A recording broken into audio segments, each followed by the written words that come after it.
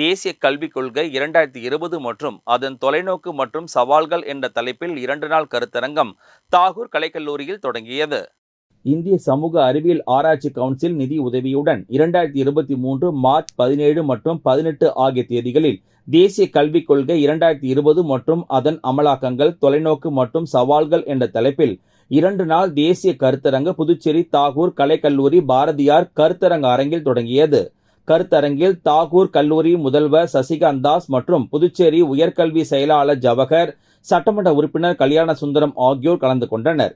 இந்த கருத்தரங்கில் நாடு முழுவதும் உள்ள புகழ்பெற்ற அறிஞர்கள் இக்கருத்தரங்கை கலந்துரையாடல்களில் கலந்து கொண்டு NEP 2020 செயல்படுத்துவது குறித்த தங்கள் கருத்துக்களை முன்வைத்தனர். புதுச்சேரி பிராந்தியங்களில் NEP 2020 குறித்த தேசிய கருத்தரங்கை ஏற்பாடு செய்ததற்காக முன்முயற்சி இது என்பது குறிப்பிடத்தக்கது.